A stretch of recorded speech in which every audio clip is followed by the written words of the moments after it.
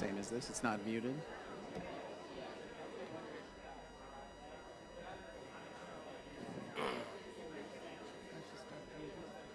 Yeah, whatever he's ready.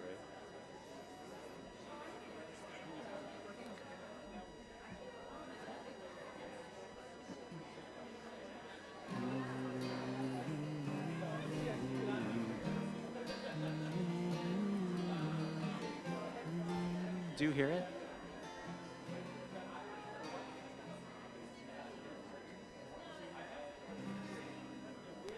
Check, check.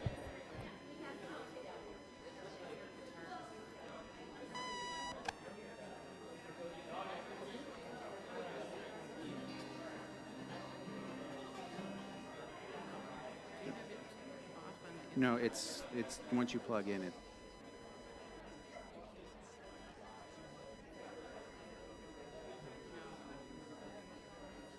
What do you want? Oh, you need your guitar. You sure? Because I have another battery in my case.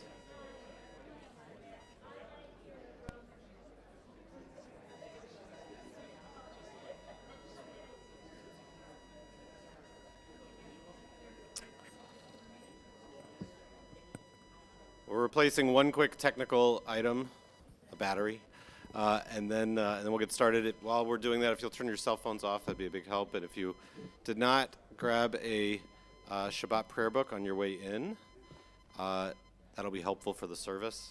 We're going to have a brief Shabbat service this evening, a little abbreviated, and so we'll encourage you to use our prayer book as you would like and peruse the prayers at your own pace, as we will be moving a little bit quickly through the prayer book in order to give time for our post-Shabbat program. So make sure you have a prayer book and that your cell phones are turned off. Thank you. We'll get started in a moment. You can still talk to each other. It's okay.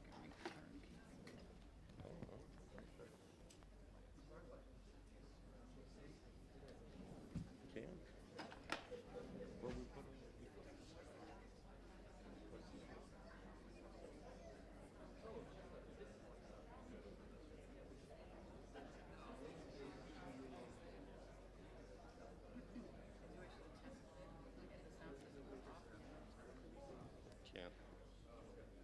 Try. 98% of the thing.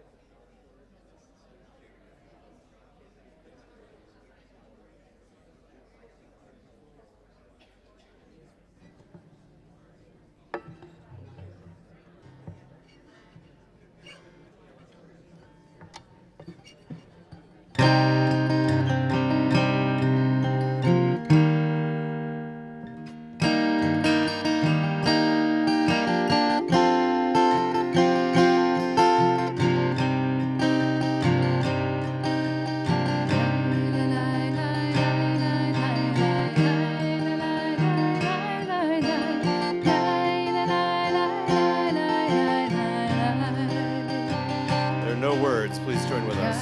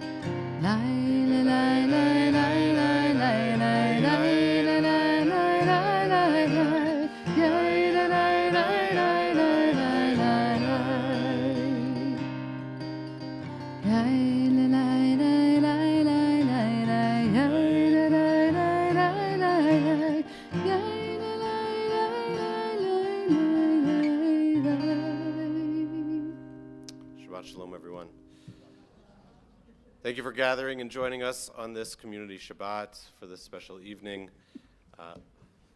We're grateful to have Jeremy Sosin here with us again as to accompany Cantor Fromson and to bring music to our service, along with many guests. I'll invite Andrew Meerman as one of our co-presidents to welcome everybody formally and introduce the guests that we have on our bima.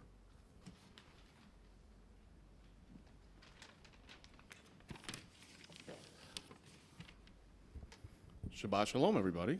Shabbat Shalom. As our rabbi indicated, I'm Andrew Meerman, along with Elaine Newman. We're presidents of the Temple Israel.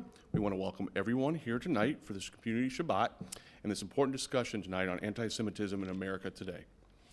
I want to thank the American Jewish Committee of Cleveland, the Akron Board of Rabbis, and the Jewish Community Board of Akron for sponsoring tonight's program.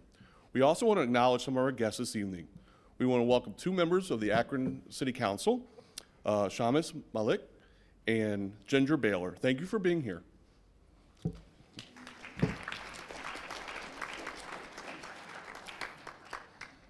Joining us on the bima this evening, we have Rabbi Jeremy Lipton of Bethel. We have, all right, nobody clapped when I came up. Come on, let's do it one time. Thank you, thank you. All right. Also, we have Lisi Shapiro, director of the AJC of Cleveland, Jill Zyman, the president of the AJC, and our special guest tonight, very impressive individual, Belle Yolei, and we're going to hear more details about her later this evening.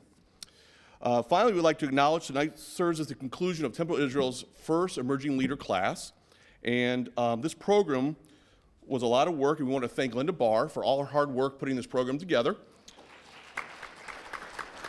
And also want to thank Keith and Candy Meerman for funding this wonderful program. But we ask that the members of this program please stand for the recognition. I'm not going to name them individually, but thank you very much for all your hard work and your future leadership. We truly appreciate it. We look forward to your guys' leadership. Shabbat Shalom, everybody. Enjoy tonight's evening.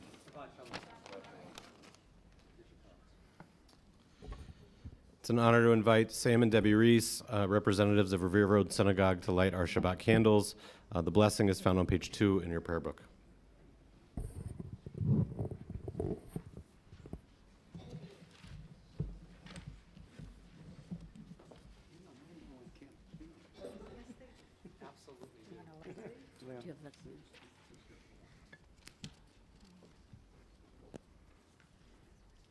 First English.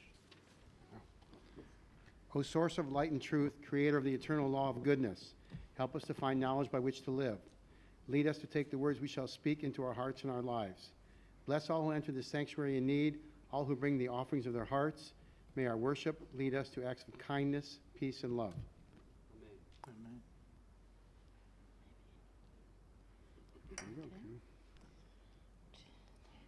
Baruch atah Adonai Eloheinu melech haolam, asher kiddushanu b'mitzvosav v'tzivanu l'hadlik ner shel Shabbat. Amen. Amen.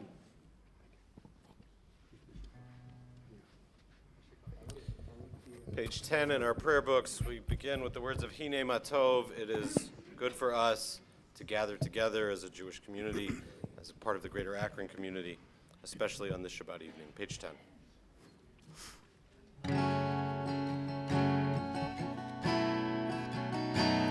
Hine matov u'manayim shevet achim gam yachad. Hine matov u'manayim shevet achim gam yachad. Hine matov u'manayim shevet achim gam yachad. Hine matov u'manayim shevet achim gam yachad. Hine matov u'manayim shevet achim gam yachad. Hine matov u'manayim shevet achim gam yachad. Hine matov u'manayim shevet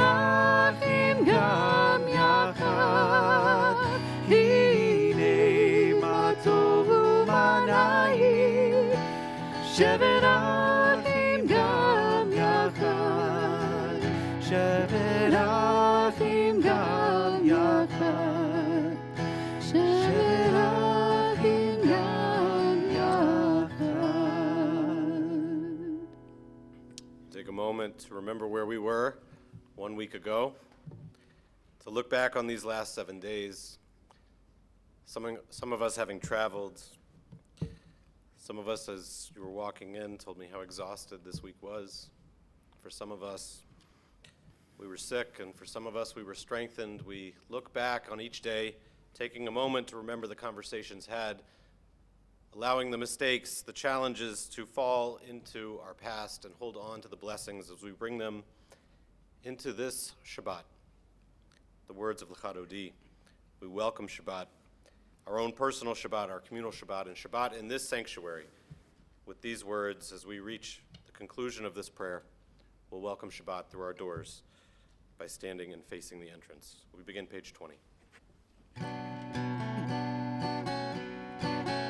Lecha dodi likrat kala, pnei Shabbat nekabela.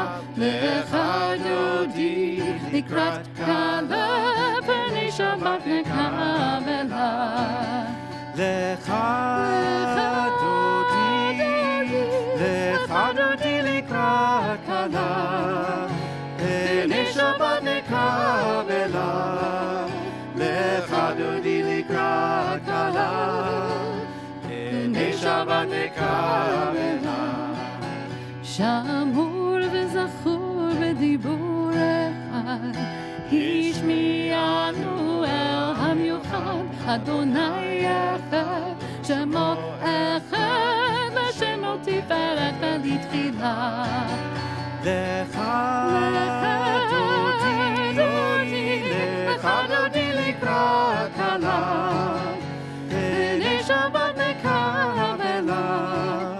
Lecha dodi likrat kala, pnei Shabbat nekabela.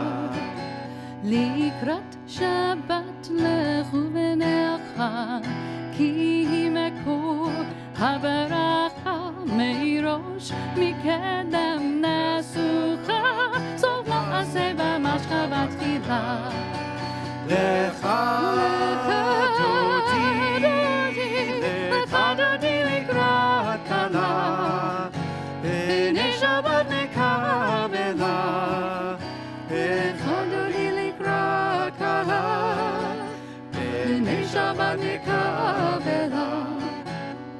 התעוררי, התעוררי, כי באור קומי אורי, אורי, אורי, שיר דברי, כבוד אדוני עלייך נגלה. Lecha dodi likrat kala, pnei Shabbat nekabela.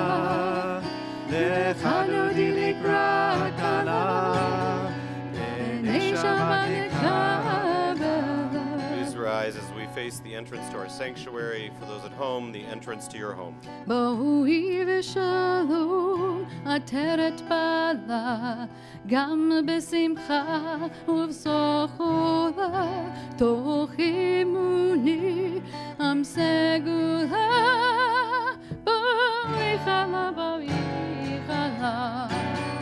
Lecha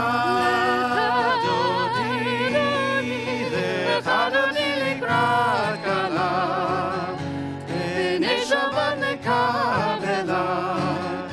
Lecha dodi likrat kala, pnei Shabbat nekabela. Page 26, please remain standing. יקדש ויקדש שמי רבה, ועמד יברח חירותי וימליך מלכותי, בחייכון וביומיכון, ובחיי דרכו בית ישראל. בעגלה, בעגלה, ובזמן קריב, ויאמרו אמן. יהי שמי רבה מברך, לעולם ועמי עלמיה יתברך, יתברך וישתבח, ויתפאר ויתרומם ויתנשא, ויתהדר ויתעלה ויתהלל, שמי דקודש אמריהו, לעילה מן כל ברכתה ושירתה. תושבחתה ונחמתה, דאמירן בעלמא, ויאמרו אמן. Page 28.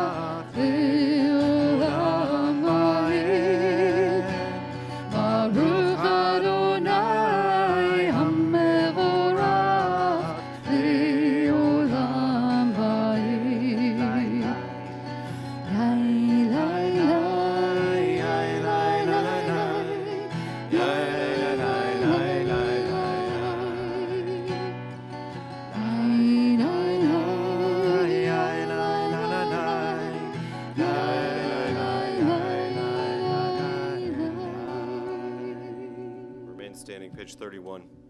This is an hour of change. Within it we stand uncertain on the border of light. Shall we draw back or cross over? We ask ourselves, where shall our hearts turn? Do we draw back, my brother, my sister, or cross over for this hour of change which we stand within? It's on the border of light, and so we ask what lies before us. Baruch atah Adonai ha'ma'ariv aravim. Do we draw back, my brother, my sister, or move forward and embrace change? Please join with me at the top of page 33. As you taught Torah to those whose names I bear, teach me Torah too. Its mystery beckons, yet I struggle with its truth. You meant Torah for me, did you mean the struggle for me too? Don't let me struggle alone. Help me to understand, to be wise, to listen, to know. Lead me into the mystery. Baruch atah Adonai, Ohev Amo Yisrael. Shema Yisrael, Adonai Eloheinu, Adonai Echad, Baruchit Kivun Malchuto, Leolam Vayim. Please be seated as we join together, page 36. ואהבת את אדוני אלוהיך בכל לבבך ובכל נפשך ובכל מאודיך, והיו הדברים האלה אשר אנוכי מצווך היום על לבבך, ושיננתם לבניך ודיברת בם, בשבתך בביתך ובלכתך בדרך ובשוכבך ובקומך, וקשרתם לאות על ידך, והיו לטוטפות בין עיניך, וכתבתם על מזוזות ביתך ובישעריך, למען תזכרו ועשיתם את כל מצוותיי, והייתם קדושים לאלוהיכם. אני אדוני אלוהיכם, אשר הוצאתי אתכם מארץ מצרים, להיות לכם לאלוהים. אני אדוני אלוהיכם. Micha Mocha, page 40.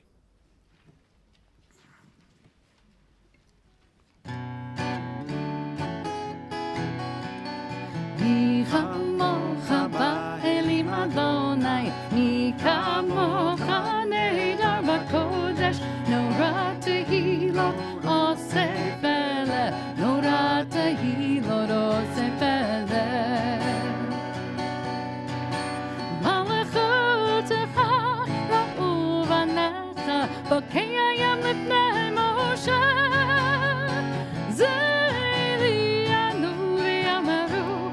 Elianu ve'amaru, Adonai yimloch le'olam va'ed, Adonai yimloch le'olam va'ed. Mi chamocha ba'elim Adonai, mi chamocha nehedar b'kodesh, נורא תהילות עושה פלא, נורא תהילות עושה פלא. Page 42, our prayer that as day turns to evening, that we look not in fear at what becomes dark, but rather with courage, with hope, and a prayer for peace. Page 42.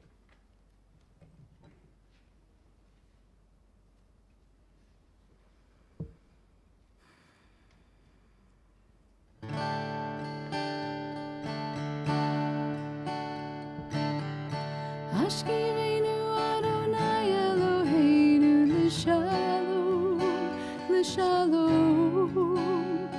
V'ha'amidenu shomreinu l'chayim. Ufros aleinu sukat shalomecha, ufros aleinu sukat shalomecha.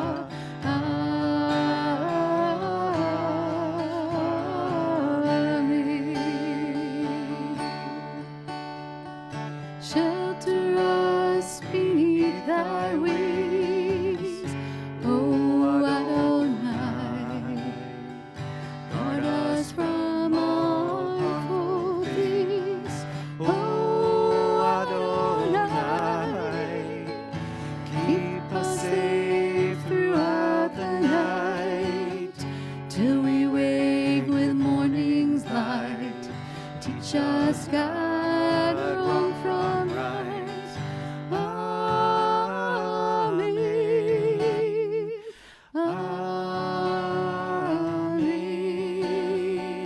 Amen.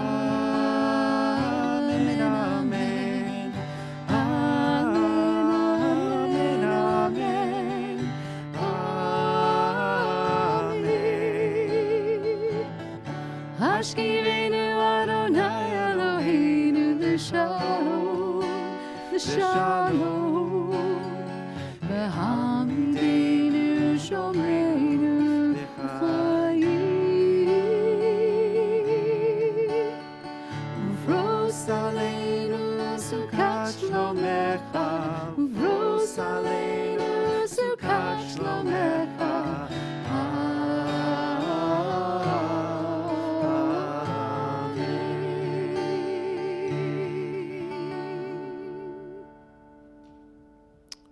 Pray as if everything depended upon God, but we are reminded to act as if everything depends upon us. Please rise, page 46. For our most personal prayers, the words of our Amidah, calling upon the names of our ancestors, but concluding with the words of our own hearts. Page 46. Adonai sifatai tiftach ufi agita hilatecha. Adonai, open up my lips, that my mouth may declare your praise. Baruch atah Adonai, Eloheinu v'Elohei avotenu v'imotenu, Elohei Avraham, Elohei Yitzchak, v'Elohei Yaakov, Elohei Sarah, Elohei Rivka, Elohei Rachel, v'Elohei Leah, Ha'el Hagadol, Hagibor v'Hanorah, El Elyon, Gomel Chasadim Tovim, V'Konei Hakol, V'Zocher Chastei Avot V'Imahot, U'Mevi Geula Livnei V'Nehem, L'Ma'an Shemo Be'ahava, Melech Ozer U'Moshia U'Magen, Baruch atah Adonai, Magen Avraham Ve'ezrat Sarah, Atah Gibor Le'olam Adonai, Mechaye HaKol atah Rav LaHoshia, Morid Hatal, Mechakel Chayim Bechesed, Mechaye HaKol Berachamim Rabim, Somech Noflim V'Rofech Olim, Umatir Asurim, Umekayim Emunato, Lishenei Afar, Micha Mocha Ba'al Gevurot, Umidom Melech, Melech Meimit Umechayeh, Umatzmiach Yeshua V'ne'eman atah lahachayot hakol, Baruch atah Adonai Mechayeh hakol. Atah kadosh v'shimcha kadosh u'kdoshim b'chol yom yehallelu chasela baruch atah Adonai ha'el hakadosh. Please be seated as we continue our Amidah silently, a moment for our own personal prayers.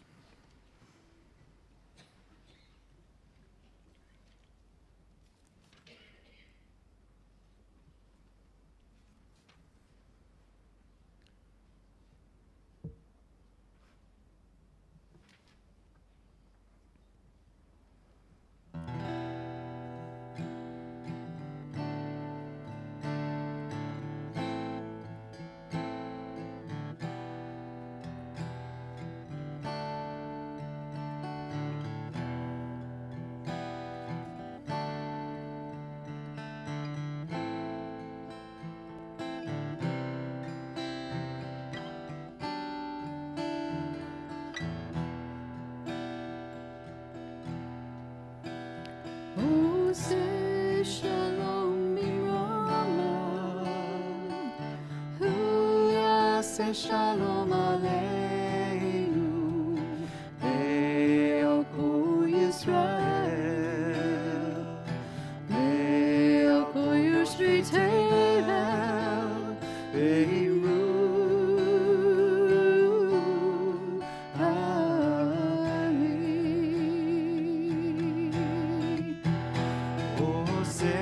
Shalom bimrama,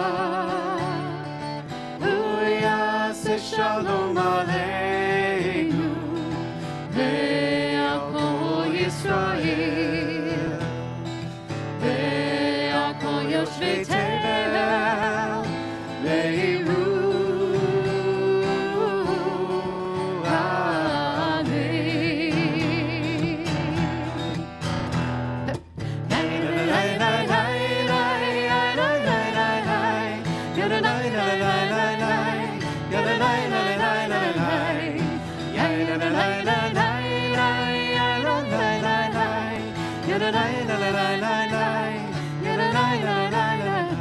Oh, say shalom imrama, hu yaseh shalom aleinu, ve'al kol Yisrael,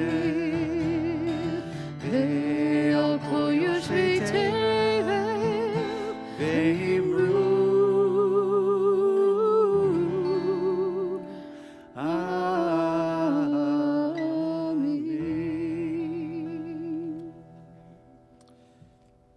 Turn to page 253 as we share these words, our prayers for those whom we know and love, who are in need of healing in this moment, the words of Misha Berach. We invite you to Add the names of your loved ones, should you choose, into the midst of this prayer between the two verses as we make their names a part of our words this evening and send them wishes for refuah shlema, a full sense of healing and a full sense of who they are.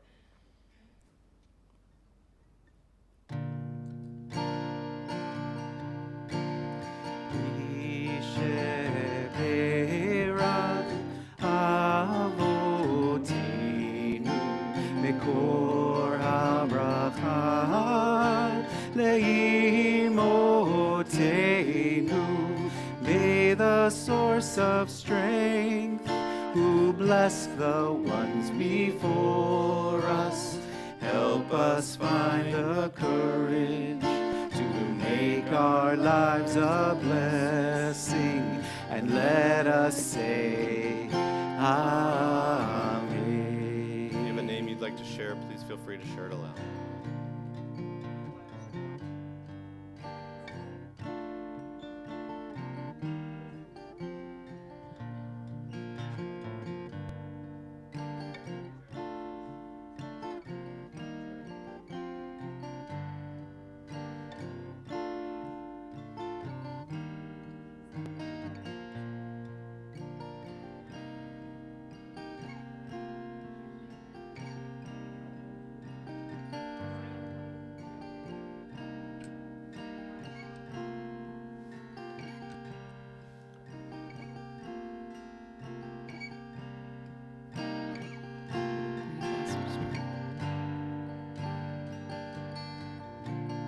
מי שברך אמותינו, מקור הברכה לאבותינו. Bless those in need of healing with refuah shlema, the renewal of body, the renewal of spirit, and let us say Amen, and let us say Amen. Please rise, page 282, the words of Aleinu.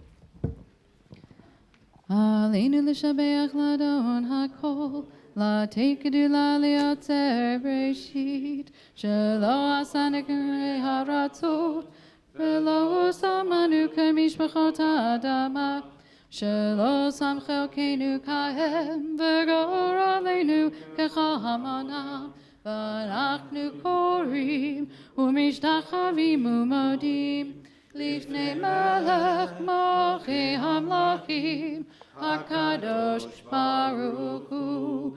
ונאמר, והיה אדוני למלך על כל הארץ, ביום ההוא יהיה אדוני אחד, ושמו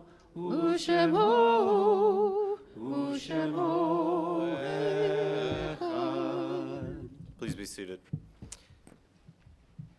As our thoughts turn now to those who've departed this earth, our loved ones, those whom our friends and neighbors have lost, and the martyrs of our people whose graves are unmarked, especially this week, as we leave the memorial of Yom HaShoah, looking back on these recent days, having remembered all that has been lost, the many families destroyed, so too. We link their memories almost a century ago to the losses that we have had even in days or months prior. It's my honor to invite Rabbi Lipton from Bethel congregation to share the names in his congregation who we remember at this time. And I'll share the names in our congregation following, and we'll share in Mourner's Cottage together. Thank you, Rabbi Brown. Before I do share those names, I want to thank you for your gracious hospitality and for the proactive partnership that you expressed by having a community Shabbat here at Bethel. I know on behalf of our congregation, we greatly appreciate being included and celebrating together with the community as we recall names from our congregation, many of whom are related to others in this room, for sure. This week we recall Harry Burloff, Sally Fishman, Raphael Rothkin, Oscar Sheff, Fred Dennis, Nathan Gorse, Anna Heisler, Bertha Iskovitz, David Katz, Ruth Nelson, David M. Savage, Abe J. Sokol, Abe Cohen, Ida Goldstein, Sam Myers, Evelyn Pryweller Maurer, Sarah Corman, Harry Krieger, Rose Feldman, Sarah Gilman, Hyman Max Meerman, Gershon Schwartz, Joseph Weiss, Vivian Witt, Ida Cohen, Anna Snyder, Doris Sokol, Frank Stein, Inga Steinberger, Bernat Federhar, Betty Milton, and Allison Willen. In the period of Shloshim, we acknowledge the families of Dr. Barry Greenberg and Stanley Brandt. We add to their names Rosa Aronson, Dr. Manuel Aronson, James Barnett, Miriam Bateman, Helen Cooper, Ann Feynman, Lena Freeman, Joseph Goldberger, Rachel Goodman, William Guggenheim, Lawrence Haberman, Russell Horowitz, Rose Kalman, Joyce Kroll, Alexander Litvinsky, Frida Migdal, Sanford Chip Page, Reuben Pliskin, Martin Polsky, Mark Samuel Rubin, Edmund Rothschild, Carolyn Ann Sperber, Ludwig Stern, Myrtle Volk, Paul Walker, and Edith Zastrovskaya. If there are names I mispronounced or names you'd like to add, please share them.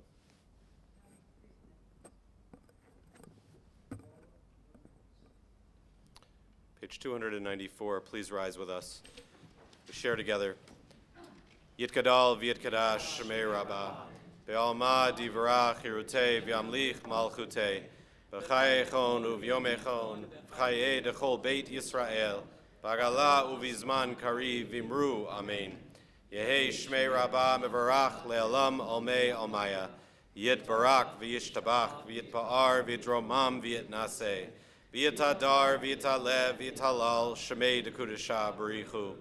Le'ela min kol birchata v'shirata, tush bechata v'nechemata, da'amiran be'alma v'imru, amen. Yehei shlama rabba min shemaya, v'chaim aleinu v'al kol Yisrael v'imru, amen. Osei shalom b'mromav, hu ya'aseh shalom, aleinu v'al kol Yisrael v'imru, amen. Having connected with those that we've loved and lost, we connect with each other as we bless each other with the words of the priests. May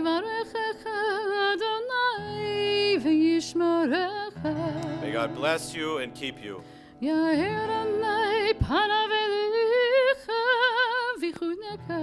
May God's light shine upon you and be gracious unto you.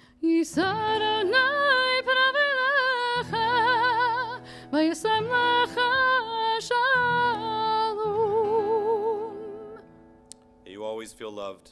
Feel God's presence amongst your family, your community, and our people, and may that bring you peace. Amen. Please join us in Kiddush as we raise a glass to sanctify this Shabbat.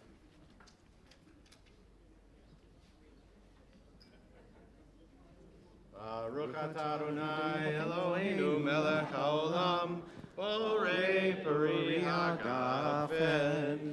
Baruch atah Adonai Eloheinu melech haolam, asher kiddushanu b'mitzvotav v'ratzavanu, v'shabbat kodesho b'yahava uvratzon hinkilanu, zikaron l'maaseh v'reishit, ki hu yom tequila l'mikraye kodesh, zecher l'tziyah Mitzrayim, ki vanu v'charta, v'yotanu kidashta, mikol ha'amim, v'shabbat kodecha, be'ahava uvratzon, in katanu, baruch atah Adonai, mekadish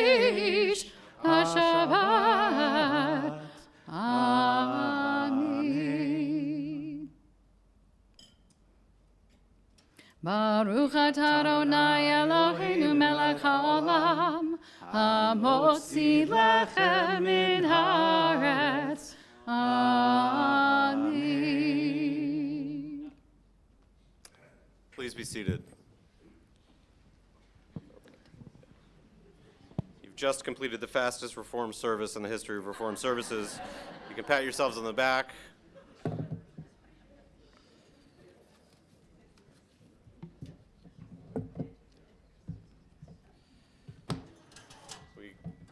Pardon the movement.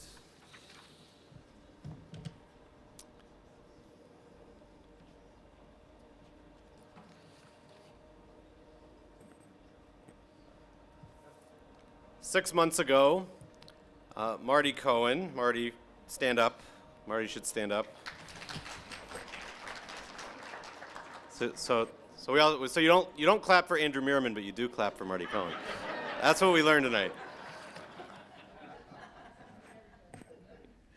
6 months ago, Marty approached our social action chair, Bruce Zake, and myself, deeply concerned, not much different than many of us, but perhaps just one who was willing to raise his voice and say something, because of the marked increase in anti-Semitism. We've read this headline time and time again. Perhaps in your family, you've felt the impact directly. But we've certainly seen it in the news, in the papers, and in countless emails. Marty asked humbly if we could publish some articles he had read about rising anti-Semitism in our bulletin. But by the end of the meeting, we all agreed that articles in a synagogue bulletin were not enough. We, the Jewish community, need an in-depth course on what anti-Semitism is today. It sounds strange. Why would we, of all people, need to know what anti-Semitism is? Shouldn't we be able to recognize it? Well, we can sometimes. When we see a swastika on a wall or tattooed on someone's arm, or we see a crowd carrying torches chanting, "The Jews will not replace us," we don't need courses on that. We got that lesson quite well in the last century. The hate and ignorance that was so familiar to us in the 20th century is easy to notice with our eyes, easy to acknowledge when we hear it, obvious when it lands in a synagogue. But what happens when it's not people murdered in a synagogue or held hostage, but words said in a classroom? What do we do when these words don't come from a white supremacist, but from someone else, perhaps even a person of color? Perhaps that person also sits in the seats of Congress. Perhaps we voted for them. What do we do when the student body of our child's university, as was the case in our own state in this past month, passes a vote to boycott Israel? These aren't hate groups. They don't have a symbol that we recognize as problematic. In fact, these are highly educated, often very progressive people that we follow and trust. They are our friends, sometimes even our family, and we need to know more. The global Jewish community is lucky to have an alphabet soup of organizations. We love three-letter abbreviations for the groups that we belong to. As we were saying earlier beforehand, it makes for a great website. The power of these organizations is that they work day in and day out. When we get worried for a day because we read a headline, when our student comes back from Columbus and says, "You won't believe what happened on campus," this is not news to them. They wake up Monday morning and they work on this all week, all month, for years. They aren't surprised because this is what they do.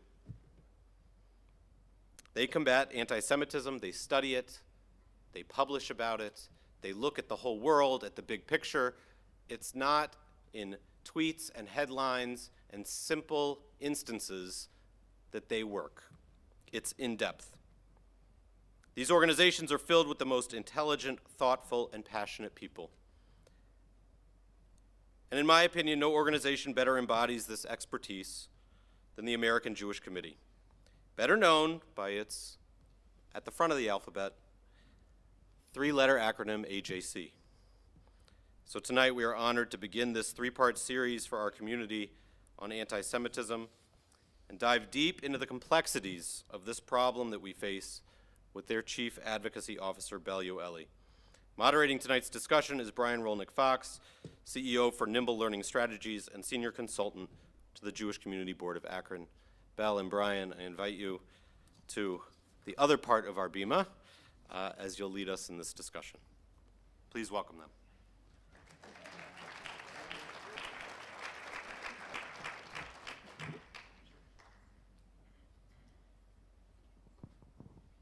Thank you, Rabbi.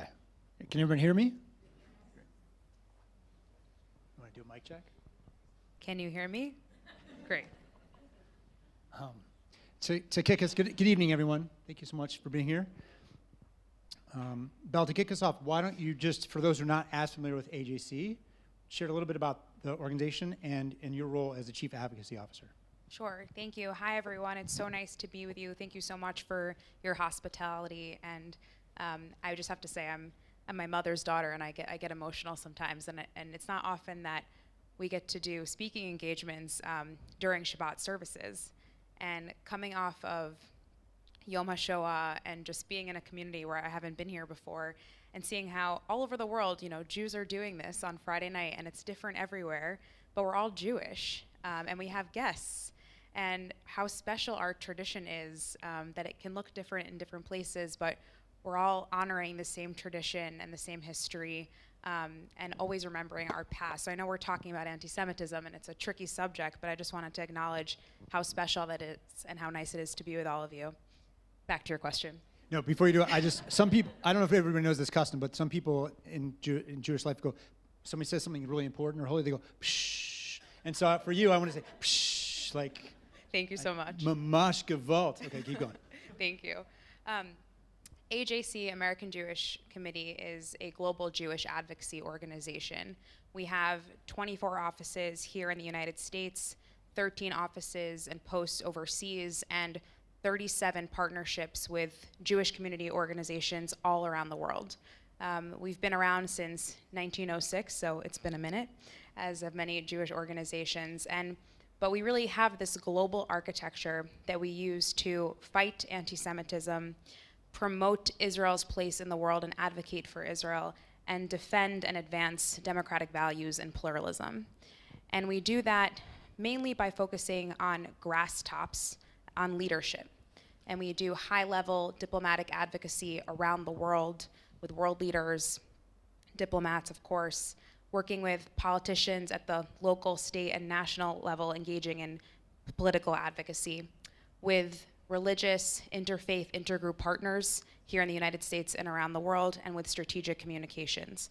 So we do a lot, we touch a lot of issues, but because we're speaking about anti-Semitism, obviously that's at the forefront of our agenda. I, as Chief Advocacy Officer, help coordinate our strategy all around the world on all of the issues that I just mentioned, and I'm privileged to work with our CEO to do just that. I've also had the privilege of just growing up with my professional career at AJC. I worked in the policy space, I worked as Chief of Staff, and at the very beginning, I started here working at the Republican National Convention in 2016 with our director, Lisi Shapiro, who's a wonderful mentor and runs our operation in Cleveland and northeastern Ohio. Glad I got it right. So please meet her after as well. And that's just a little bit, and I know we'll get into more. Thank you, Belle. So you talked about advocating at a local level, state level. So let's talk briefly about that as we start to kind of frame a context here. So exactly 2 weeks ago, Ohio Governor Mike DeWine signed an executive order defining and defining and combating anti-Semitism. And I know you're familiar with the definition he used. And I know that AJC was involved at a national level in other areas that influenced this situation for him to do so. Can you share a little bit about, why that's important, how that definition is defined of anti-Semitism, and any other things you want to say about that executive order, other things that are happening in similar states around the country? Sure, absolutely. And the rabbi actually alluded to this. In order to fight anti-Semitism, we need to understand it. And in the early 2000s, anti-Semitism reemerged on the European continent. Obviously, it hadn't gone away, but that's really when we saw modern-day anti-Semitism begin to manifest again when we're talking about the post-Holocaust era. And what AJC and other organizations and really leadership, in political leadership, realized is that in order to actually fight this hatred, we need to better understand it, we need to define it, and we need to give particularly law enforcement a tool to really be able to identify what is anti-Semitism. And as we'll discuss tonight, it's not always easy to define, although sometimes easy for us to see it. It manifests in a variety of forms. So the working definition of anti-Semitism, which AJC helped draft, helped just to do just that. And it's actually not the definition that's so interesting, right? Of course, we know what anti-Semitism is, and that it's hatred of Jews, it's discrimination against Jews, but it's actually the examples. The definition lays out a variety of different examples in which anti-Semitism has manifested in Europe and around the world and in the United States. Denying the Holocaust, right? That's not necessarily what pops into our minds here in the United States when we think about anti-Semitism. In Europe, it's quite a big problem. That's one example. It's not just attacking synagogues, right? So I think there are 15, 20 examples that lay out what this could look like, including relating to when criticizing Israel crosses the line into anti-Semitism, and we'll get more into that. But that became very important in Europe. And now, with rising domestic anti-Semitism, the tool's being used here as well. And we're seeing more and more states and governments, local and state, really beginning to use this tool and to say, again, this isn't legally binding, but this is gonna help law enforcement and others, educators, understand anti-Semitism, define it, identify it, use it to report hate crimes against Jews, and really raise national consciousness against anti-Semitism. So it's a very important tool. I'm very glad it was passed and adopted here in Ohio in quite a strong way, I should say. And whether it's government officials and even university administrators who are using this tool, we're seeing it help educate, build awareness, and really make a difference. Thank you. I'm going to shift gears a little bit. It seems in all the dialogue that we have online and in person, everything's seen through a political lens. And so I'm curious, people, sometimes there's commentary out there, there's right-wing anti-Semitism, there's left-wing anti-Semitism. Can you talk a little bit about those, what they mean, and how they manifest in each area? Absolutely, and I should first start off by saying, and I should have mentioned it earlier, AJC is strictly nonpartisan. So what I'm saying, I'm gonna be very honest with you, none of it is political. To us, it's not about politics, it's about policies and identifying the issues and being very thoughtful about them. So this is our nuanced analysis that is strictly apolitical. Anti-Semitism has a variety of forms. We see in the United States and also in Europe, it's easy to define the most obvious examples from the right and from the left. On the right, we see mostly white nationalism, which the rabbi mentioned as well. And that's very easy for us to identify and to understand.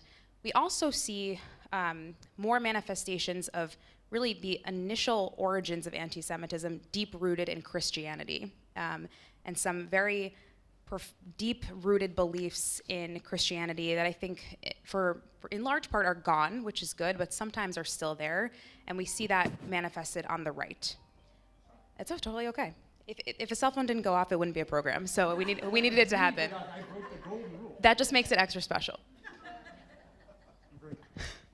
On the left, it's interesting because if on the right Jews are seen as kind of inferior and by white nationalists, on the left Jews are seen almost as white supremacists, as globalists who have too much power. And in this environment that we're in right now in the United States, where so much is about us versus them, black versus white, in a really horrible way, Jews are seen as part of that powerful and as part of the problem. So that's part of it. And we also see it on the left manifest in hatred against Israel. And that looks very different from depending on who you're talking to, and I know we'll get more into that. Those are the two primary sources. The third main source, which we're seeing unfortunately more of here, but really the most of it in Europe, is religious extremism, and really Islamist extremism, which has been the cause of every single Jew who was killed in an attack on the European continent in the last 20 years was killed by Islamist extremism. But it's not about Islam, in general. It's a religious extremism problem. So those are the three key sources. But there are others, and there are others that are more difficult to talk about. Jews who are being attacked in Brooklyn, for example, on the streets of New York, are not being attacked by any of those sources. They're being attacked in large part by minority communities who hold different views of Jews. And that's really difficult to talk about, and it's part of the work we do at AJC in having those tough conversations with partner communities about those sensitivities. There are many others, and we believe in being equal opportunity critics of anti-Semitism, calling it out no matter the source, and as the rabbi said, I think it's important for all of us to understand the many sources of anti-Semitism, to be able to identify them and to call them out and to say, no matter where this is coming from, no matter if it's a politician on the right or on the left, or from a community member or a friend who might not know they're being anti-Semitic, when they say that Israel is like the Nazi regime, we have to be able to understand and to call it out. So you mentioned deep-seated beliefs, misperceptions, bigotry from age-old Christian era, and one of the old anti-Semitic slurs that I don't hear often now, thank goodness, is Christ killer. But that was when I was a kid, and probably many people here, even a little bit older than me, probably remember that as an anti-Semitic slur. That has, I think, for the most part, has gone away. However, related to Israel, people are saying racist, colonizer, propaganda of apartheid. Are these sort of the new Christ killer in a more subtle way than what maybe others in other generations experienced? How would you describe that? How would you deal with that? It's complicated. So in a way, yes, because Jews, and I think this is one of the ways that anti-Semitism is manifesting, is that Jews are sometimes held responsible, like we're all responsible for the actions of the state of Israel. And I'm not saying that all of the actions that I would say the actions or the labels associated with the state of Israel, because I don't agree that they're true, and we'll come back to that. By making that connection, basically saying, oh, if Israel is committing apartheid, all Jews are responsible, that kind of is like Christ killer. As if the Jews killed Jesus, all Jews are held responsible. So in a way, it's there. But it's a little bit different because I would say there are layers between Jews and Israel and apartheid. There's a lot of misinformation. It's not a deep-rooted belief. It's a new modern-day form of anti-Semitism, and honestly, in a way that a lot of people who are throwing around these claims first of all, don't understand. So there's ignorance. They don't necessarily understand they're being anti-Semitic. Some do. Don't understand the connection between Jews and the state of Israel, and that looks different for every Jew and in every community, and just don't understand the history of what they're talking about. So it's much more nuanced, but at the same time, I do think we have to be aware of the accusations and the ignorance in the same way, and they deserve the same amount of attention, if that makes sense. Yeah. There's so many questions. So let's go and drill down a little bit about that, about these terms that people throw around. If any of us are encountering somebody saying, well, Israel's racist or they practice apartheid, how would you educate us to eloquently and directly respond to those accusations? So there are a lot of terms and a lot of accusations. I would say first and foremost, it would take us a full year course to become experts in answering the accusations, but because this has become such a big problem, we at AJC and many others have developed resources to give kind of the short responses to accusations like that we're trying to get into the hands of particularly young people who are facing this on college campuses, but for all of us who might not be able to legally define, the definition of apartheid and can't pull that out off the top of our head. But I'll say this. When it comes to Israel, right? I'm a Zionist. I'm a proud Zionist. I believe in the Jewish right to self-determination. I believe in the state of Israel. It exists. It's not going anywhere. Is Israel perfect? No. It's not perfect. Is it okay to criticize Israel? Yes. Just like we criticize our country. By the way, in Israel, there's robust criticism of Israeli policy. It's a robust democracy. But when it comes to certain terms and certain accusations, we are crossing the line from criticism into anti-Semitism. And that was best defined by Natan Sharansky, who was the chairman of the Jewish Agency, a Soviet refusenik, and he defined the 3 Ds, right? Double standards, delegitimization, and demonization. And when you engage in one of those things, according to Natan Sharansky, and he's a smart guy, you're being anti-Semitic, and you're really crossing that line. Zionism is the belief that Jews have a right to self-determination. Anti-Zionism means that you don't believe that Jews have the right to self-determination, which today is the modern day form of the state of Israel. Zionism has happened, right? We have a Jewish state. So to be an anti-Zionist, to us at AJC, and I think for many, means to be anti-Semitic, because you're particularly saying that Jews don't have the right to have a state. By the way, you're not saying that Palestinians don't have a right to have a state. I believe that Palestinians should have a state. But being anti-Zionist means you're singling out Jews in particular. Now, if you don't believe that anyone should have a nation state, you happen to be an anti-Zionist who's not anti-Semitic, okay? I have some relatives like that. Yeah, and there are a couple examples, and I want to be intellectually honest about that. Because there are people who think that we should all have open borders and we're all one people, okay. But that, for the most part, is not the case. Demonization, let's go back to that. Apartheid was a real thing. It happened in South Africa. It was a systematized form of racism.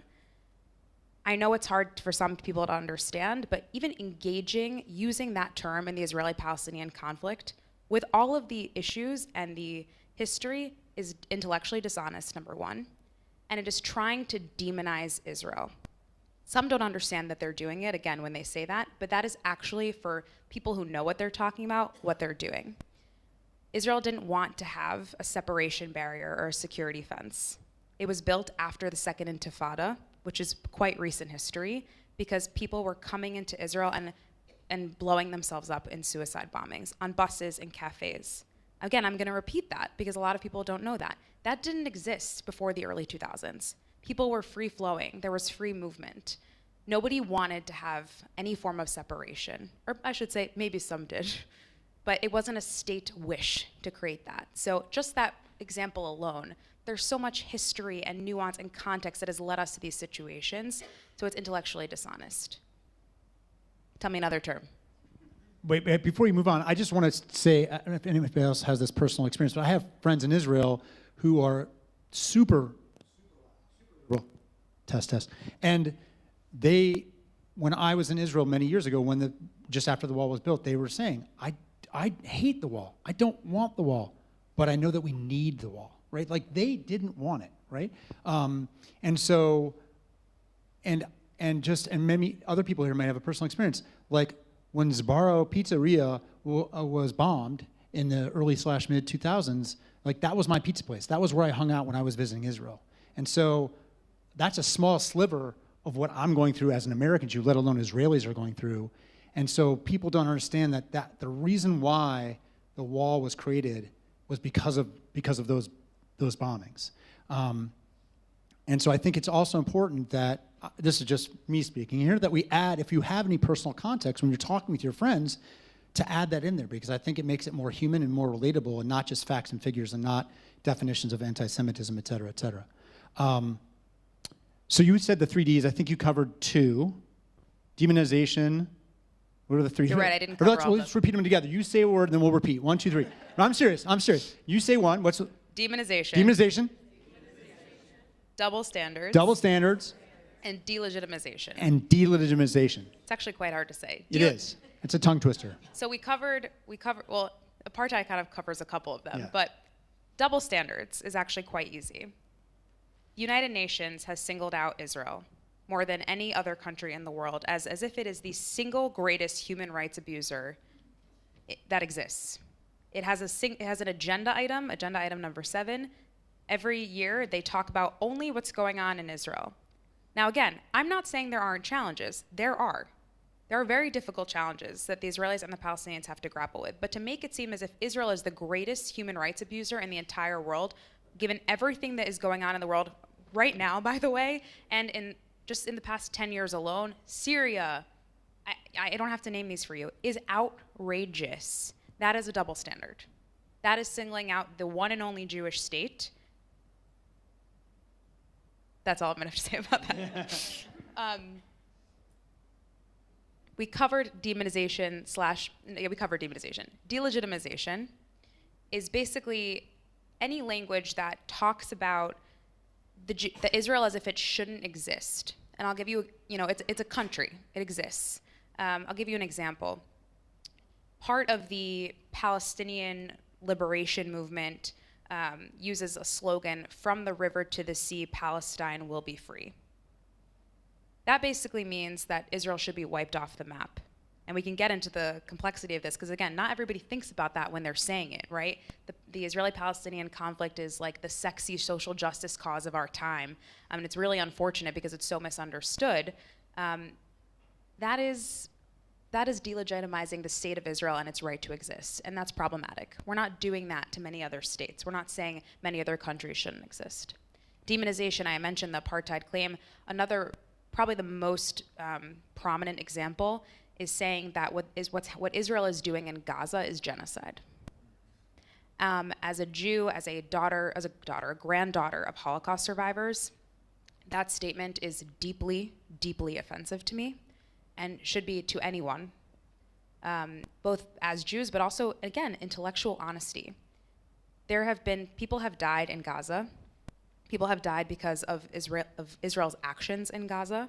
We can talk more about that. Israelis go out of their way to prevent civilian casualties. It's obviously messy and terrible and complicated, but Israel is not intentionally killing civilians.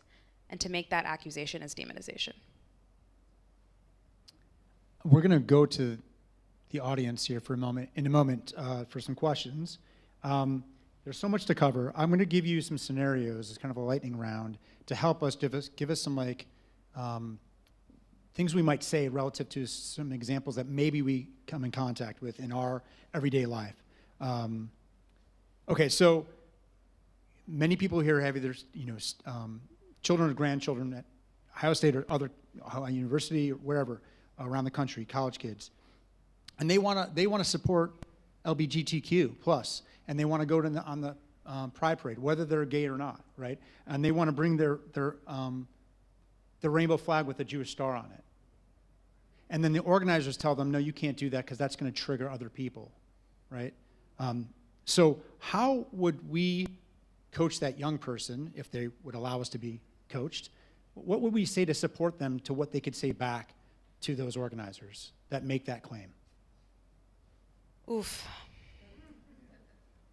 I feel that deeply, and I'm so sorry that, I know, again, we could talk for hours. I'm so sorry that young people have to experience that, right? That makes me deeply upset, and I know that's a big reality that we're facing. I would say, in that situation, you should say to that young person, Israel has a thriving LGBTQ community.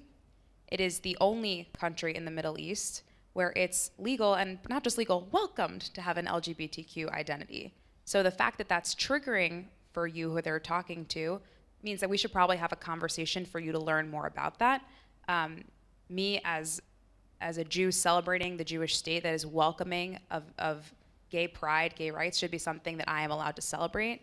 I'm sorry that it's triggering for you. Again, we should talk about that. But being a proud Zionist and proud LGBTQ supporter should not be, are totally logically, they go together. One more, and then we're going to go to the audience for some questions. So feel free to get your questions ready. So recently at Ohio State, they, I believe, as the student council passed a motion around BDS, boycott, divestment, and sanction. For those who might not be familiar, just give a brief description of that, but also, what do we say to our college students who have to deal with that? And some of these kids might even, Jewish kids might even think, gosh, is that anti-Semitism? Is it not? How do I respond? I know it's a huge topic, but can you give us just a brief description of that? So the boycott, divestment, and sanction movement was really started. It's a tool of political pressure to try to get, or actually economic pressure, to try to translate that into political pressure to get Israel to change its policies towards the Palestinians. Overarchingly, it has failed, and I would say, as a student of conflict studies, Pause. Why do you say it's failed? That's helpful. Because people aren't divesting from Israel. Israel's economy is thriving. This attempt is, tactically, is not working, specifically in its ultimate goal. However, in the public arena, it's causing a lot of damage because it's encouraging this idea that there is a cause that we need to be rallying behind to get everyone to divest from Israel, to put pressure on Israel to change its policies, when in reality, it has the opposite effect. When Israel, and by the way, any conflict is in a siege mentality and feels that it's under pressure, that no one responds well to that. So if it were working, I can tell you as a student of conflict studies, it's not a helpful strategy. And again, there's part of the reason that it's effective to talk about BDS is because there's parallels to apartheid South Africa, and that idea that pressure really worked and helped change policies, when it's just simply not. It's a different situation and a different case. But on college campuses, it's become, again, this social justice cause, right? If you care about the Palestinians, you should be engaging in BDS. You should be calling for BDS. You should be calling for boycotts against Israel.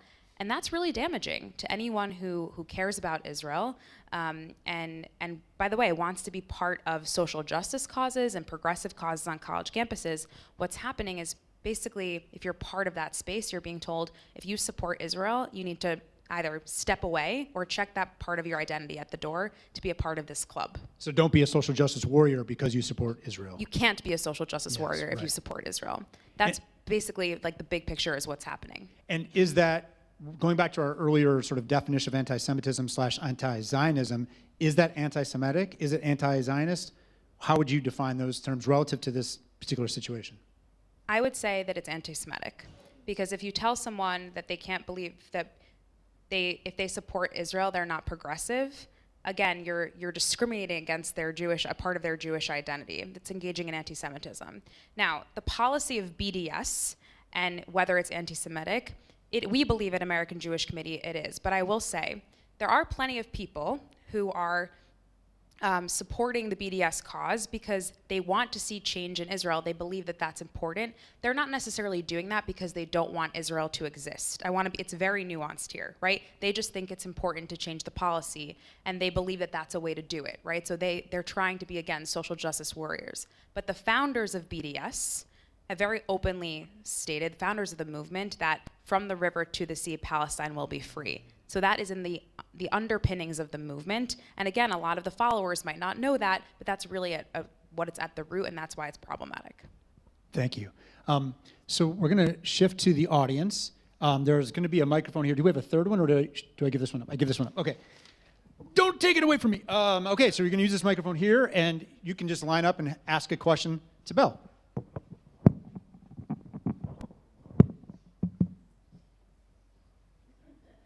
Don't be shy. She's ready for tough questions.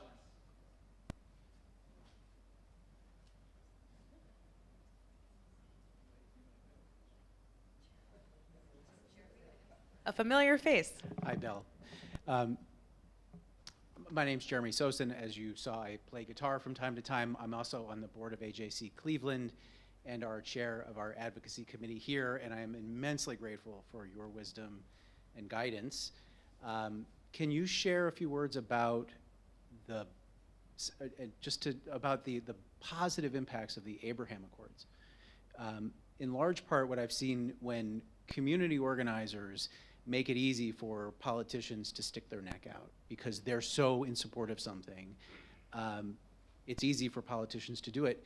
But here we have Arab countries that have done something extraordinary. And now they're making space for lots and lots of progress between Arab countries and Israel, and how that can be part of the discussions that you're talking about tonight. So when people, for instance, are making a comment about how Israel is so oppressive, you can point to these other relationships and say, well, you know, it's not true across the Arab world, and here's an example. So if you could share a few words. Such a great question, and here's really where it gets interesting, right? Because I think one of the greatest arguments against, you know, Israel is, everything that Israel does is wrong, it's such a black and white picture, is exactly what Jeremy just described. AJC has been engaged for over 25 years in this long game of trying to get Arab countries in the Middle East to increase their engagement with Israel through quiet diplomacy, hundreds of meetings with ambassadors and heads of state, and really trying to build those relationships. So we've seen, you know, that dialogue and relationship building firsthand that really led to the Abraham Accords. We just opened an office in Abu Dhabi in the UAE and are seeing on the ground really what's happening. And it's amazing to see Emiratis talking publicly in restaurants with their friends and their leaders about engagement with Israel and how wonderful it is, economic diversity between the two countries, Israelis flying to the UAE and going on vacation there and vice versa. I mean, it's truly incredible. And I know so many of you in this room would easily say to me, 10 years ago, we would have never thought this could have happened, right? And it's not just the UAE. Morocco, Bahrain, and I can tell you, having just been to the region, more are coming. And something we talk a lot about here in the US when, again, we're seeing this visceral reaction towards Israel on college campuses and in the media, what's gonna happen? What's gonna happen when the Middle East gets ahead of the discourse here? What is everybody gonna do? And this is my hope, right? And I think AJC's hope, when more and more Arab countries make peace with Israel, and this idea of an outside-in approach where hopefully those relationships will bring the Palestinians to the table because they're going to see this is becoming the cool thing to do in the region, and it's time for us to move past the complicated history, find an agreement that works for both parties and recognizes the concerns, the real concerns of both parties, and we have this flourishing region. What's everybody going to complain about? And I ask that, and I'm half joking, but I'm not, because there's so much opportunity there.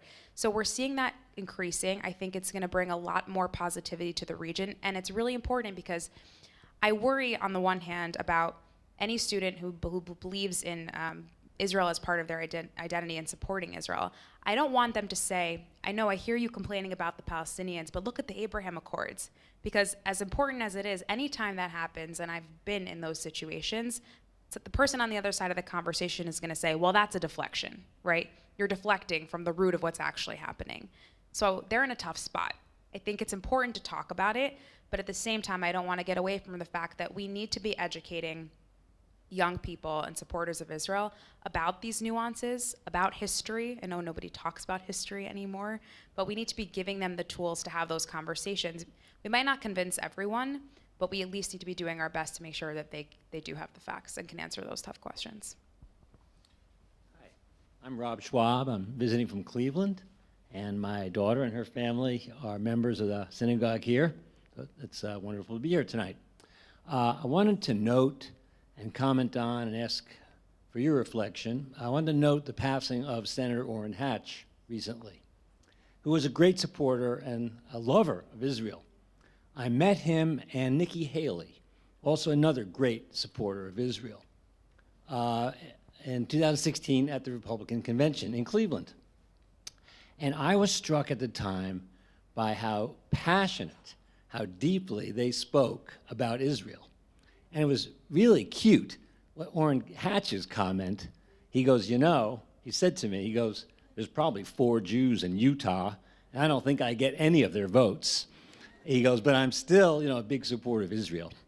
So I guess my question, I thought it'd be interesting to hear who some of your best allies are, maybe to talk a little bit about our allies in combating anti-Semitism. Thank you for your question. And Orrin Hatch was a dear friend of AJC. We worked closely with him, particularly actually on interreligious affairs, in addition to his support for Israel, so I'm glad you mentioned it. the good news is support for Israel and actually the fight against anti-Semitism in the United States from political leadership on both sides of the aisle is very, very strong, right? Again, I want to stress on both sides of the aisle, because as we all know, how the media works is that those who are really loud and with the most Twitter followers get the attention. There's this myth that exists that the Democratic Party is becoming the party of anti-Israelism, and I want to stress very strongly, that's not true. That is not true. The votes show that's not true. Should we be concerned about the small number of very left-leaning members of the Democratic Party who are being loud? Yes, and we have to have those tough conversations and engage. But I would say politically, support is overwhelming, and I'm not going to name everyone because there are a lot of people. Where it gets trickier but also more interesting, and actually gives me optimism, is some of our intergroup and interfaith partners. Whether that's nationally, or Lisi can speak more locally to what's happening here in Ohio. There are so many people who understand, non-Jews, who understand what Israel is, whether we've taken them to Israel or we've had just conversations and they know from their own upbringing or interactions with Jews and others who have been to Israel, who understand that Israel is the United States' most important ally, is a progressive cause, has so much to offer to the world. So there are many allies. And you're right in thinking, Jeremy, to your question about optimism, that's another story we need to be telling. I think we don't tell it enough because we're so concerned about this wave of anti-Semitism and this wave of anti-Zionism and huge criticism of Israel. But you're right, we have to remember the positive, that there are so many allies. And it's a big part of the work of having those conversations, bringing people to Israel, a big part of our work and what everyone here can do in making sure that we are telling that positive story and creating opportunities for engagement about all of the positivity.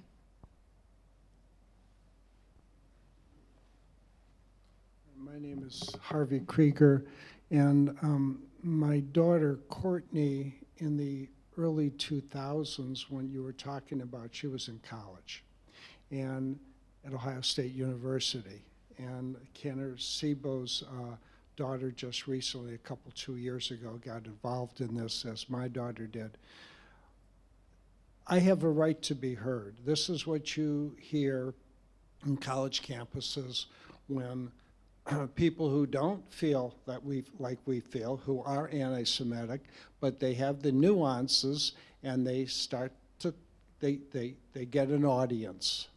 So why do they not have the right to be heard? How can we explain that, yes, everybody has free speech, etc., but this free speech is so damaging, not only in the anti-Israel type, but all other types of our political views. So how do we explain to people who say, well, I want to hear what they have to say, they have a right just like you have a right, but theirs is so damaging? How do we explain that? Let me just ask you a question before you sit down. When you say they, who are you, what type, Yeah, are we that's a talking good about David question. Duke? I hate when people say they to me. I just hate that. People who really don't agree with your point of view. So my point of view, I want to hear what he has to say. That's who they are. So this, thank you for your question. So I think college campuses are exactly the place where everyone should be heard, right? We should have fierce intellectual debate. I don't think, and we see it play out where there are protests of speakers who come to college campuses, whether they are super pro-Israel or they're IDF soldiers, or if they're Palestinians who have called for the destruction of the state of Israel. And that is a battle that is playing out, by the way, not just on this issue, but free speech issues in general, right? If we believe in free speech, who gets to decide when someone is crossing the line from free speech into incitement, right? And we as a society have not figured that out. And often what happens is each campus is making their own decision, right? Sometimes a president of a university decides, I'm shutting down this speaker, and there's huge backlash.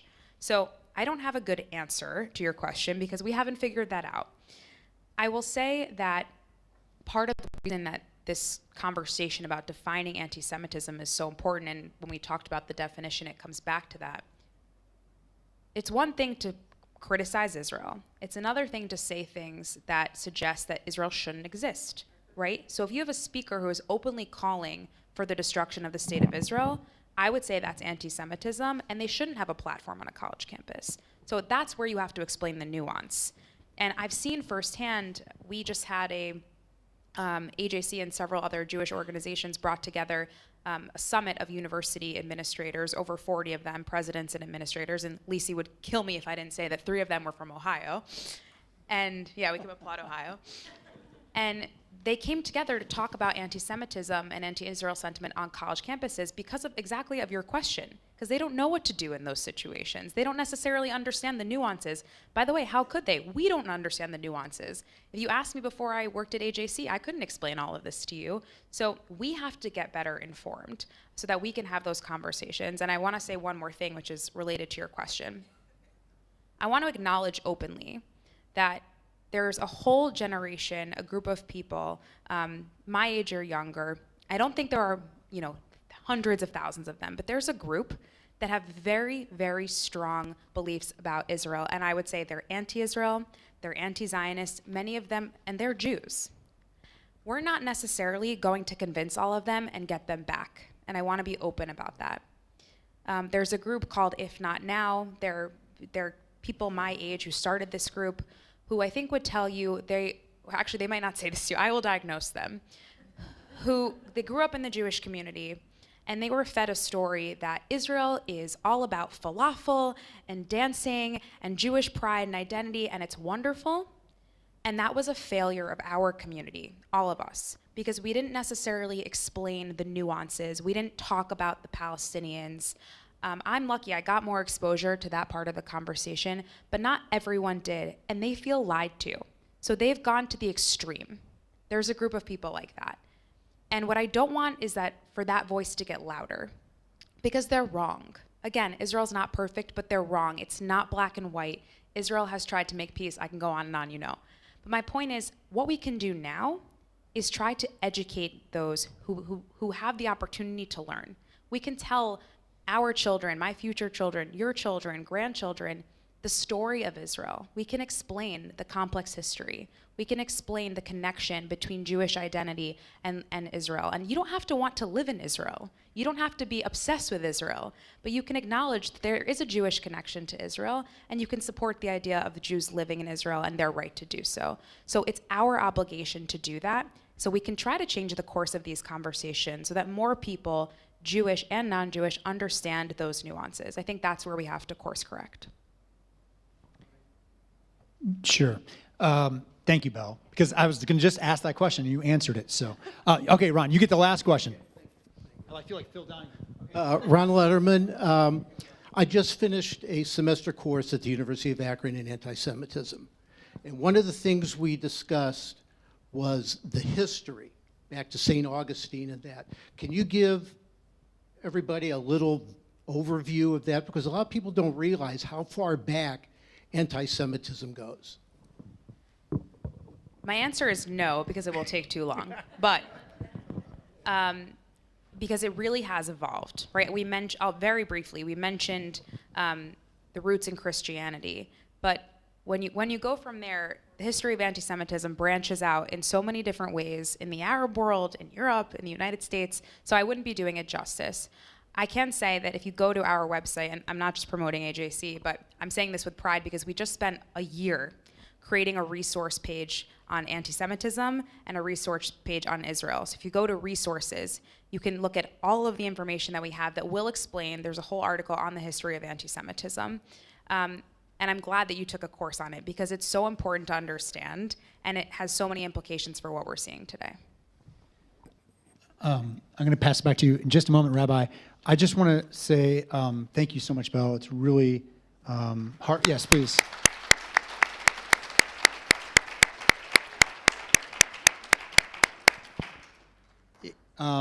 It's such an important topic, and it's very rewarding to have this conversation with you, to hear what you have to say about it, and to have this conversation with the multiple congregations that are here tonight. I guess I want to wrap up with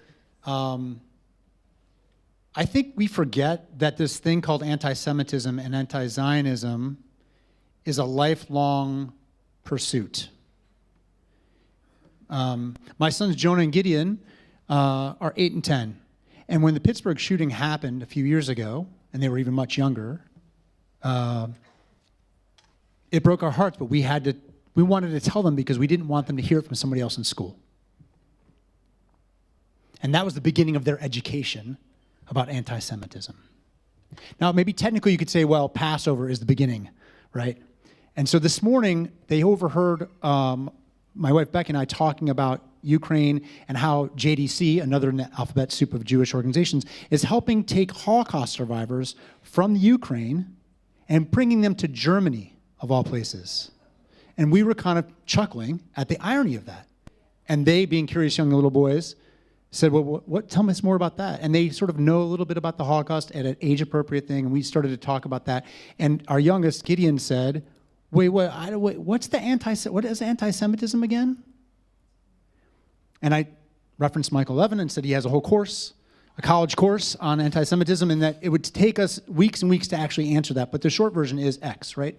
And it was just by happenstance that we had this conversation this morning. And it really, we've been planning this thing for weeks, and Marty and Bruce and others have been planning for even longer. And it really dawned on me today that, like, it is such a lifelong pursuit. And I guess I want to say thank you for being here tonight and traveling this way, because it's so important for us to continue to do that. And that you mentioned the resources that we can all reference at AJC and ADL and JDC and all the other organizations out there, and that we have to find some time in our lives to educate ourselves, because it's not going away. And we wish it away, but it is not. And then the last thing I would say is we should also be proud Zionists, in whatever flavor that means to you. And one way to do that, shameless plug coming, is that next week is Yom Ha'atzmaut, and the Jewish Community Board of Akron is sponsoring a free concert. Rami Feinstein from Israel will be here to sing some music of his own original music. He sings in Hebrew and English, and we recommend you come. Efrat, as you know, Efrat, she's going to be selling her falafels. It'll be a great time for all, so please, next Thursday night, May 5th, please come to that event, 6 o'clock and 7 o'clock. And with that, I pass back the microphone to Rabbi Josh. Rabbi, I'm sorry, can I say one more Please, thing? please. I was inspired. Very quickly. I don't like to leave any event without giving an action item, right? Because we all, and I'm glad you inspired me to say it, we all have to know what we can do, right? But it's not just educating ourselves. I think it's really important, given what's happened in the United States, and we at AJC are talking about this a lot. No matter how you feel about Israel, okay? We're Jewish, or for allies in the room, right? Be proud Jews, whatever that means to you, or be a proud Jewish ally. We have a thriving history in this country. It doesn't just start with the Jews. Anti-Semitism is not a Jewish problem, and it's an attack on the democracy that we all love and support in this country. So when you're standing up for your friend, or to a friend when they're having a debate about Israel, fine. But more than that, just be proud in your Jewish identity. May is Jewish Heritage Month. We're pushing Jewish and Proud at AJC. So if that's the one thing I want you to take away, aside from the fact that we all need to learn more about this, just remember to be proud.